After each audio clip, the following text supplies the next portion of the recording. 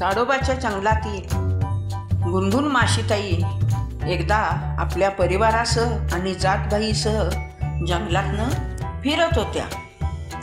बराच वेळ फिरत राहिल्यावर त्यांना एक मोठे विशाल झाड दिसले आणि त्या झाडावर भरपूर मधमाशांची पोळी दिसली.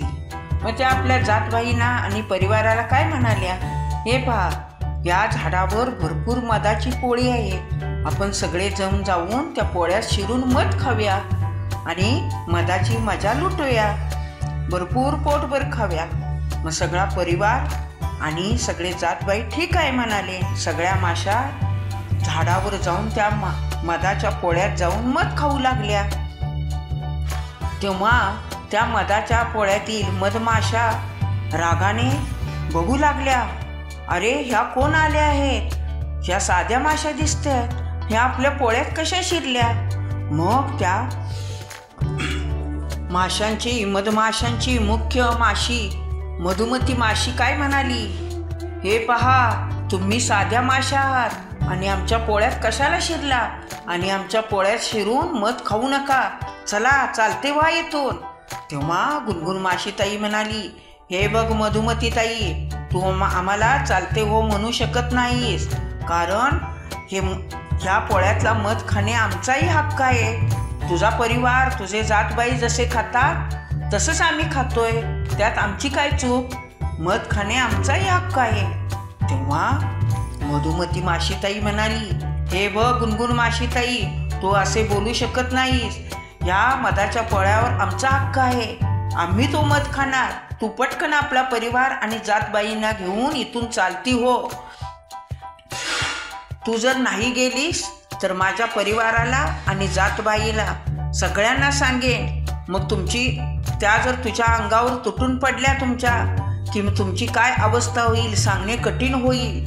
पण गुणगुण माशीताई म्हणाली, तू किती काही कर, पण मी काही माझ्या परिवाराला आणि जातबाईला घेऊन इथून मध पोटभर खाल्ल्याशिवाय जाणार नाही.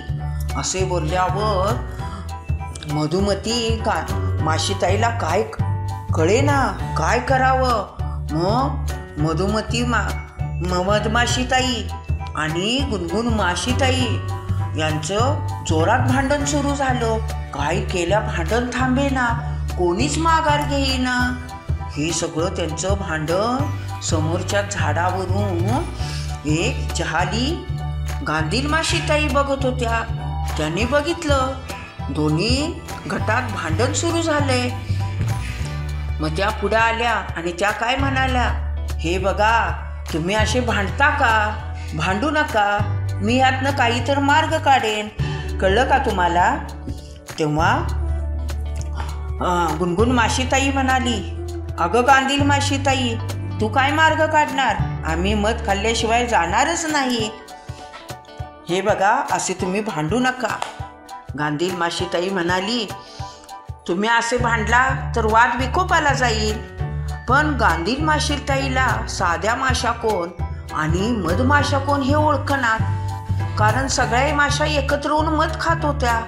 मग त्यांनी एक डोक्यात युक्ती लढवली. त्यांनी काय सांगितलं, हे बघा मधुमती ताई आणि गुणगुण माशीताई, वर झाडावर 2 रिकामी पोळी आहेत. तुमच्या दोन्ही गटाने ही मधाची पोळी भरून मला दाखवायची, कळलं का? ठीक आहे. पण ह्या गोष्टीला मधुमती मधमाशांचा गट तयार झाला, पण गुणगुण माशीताईचा गट काय तयार होईना. त्या म्हटल्या, आम्हाला नाही जमणार. ठीक आहे, पण तुम्ही भरून दाखवा. मग लगेच मधुमती मधमाशीच्या गटाने सगळं मधाचं पोळं भरून टाकलं मधाने. पण गुणगुण माशीताईच्या गटाने काय मधाचं पोळं भरलं नाही. मग जहाली गांधील माशीला कळलं साध्या माशा कोण आणि मधमाशा कोण. मग गांधील माशीताई काय म्हणाल्या, हे बघा, तुम्ही गुणगुण माशीताई, तुझा परिवार आणि तुझी ही जातभाई, तुम्ही साध्या माशा आहात. तुम्ही आमच्याशी खोटं बोलला. मध खाण्याचा हक्क आहे म्हणाला, पण तुमचा हक्क नाही. हे पोळं मधमाशांचं आहे, त्यांचा हक्क आहे खाण्याचा. तुम्ही खोटं बोललात. त्यामुळे तो मध खाण्याचा हक्क मधमाशांचाच आहे आणि पोळ्यातला सगळा मध मधुमती माशीताईंच्या आणि जातबाईंचा आहे. तुम्ही आत्ताच्या आत्ता इथून चालते व्हा, नाहीतर माझा विषारी डंक मारून तुम्हाला बेहाल करून टाकीन. असं म्हटल्यावर गुणगुण माशीताई घाबरल्या. काय बोलणार त्या तोंड पाडून आपल्या परिवाराला आणि जातबाईंना घेऊन तिथनं निघून गेल्या. यावरून कसं आहे, एखादी गोष्ट आपल्याला सिद्ध करायची असली, सिद्ध केली की खरं काय किंवा खोटं काय हे समजतं. म्हणून ज्यावेळी प्रत्यक्ष कसोटीची वेळ येते त्यावेळी हे पितळच आहे, हे सोनं नव्हे, हे आपल्याला पटतं आणि सिद्ध होतं. हा व्हिडिओ आवडला असेल तर आपल्या आजीच्या गोष्टी चॅनलला लाईक करा, शेअर करा आणि सबस्क्राईब करा.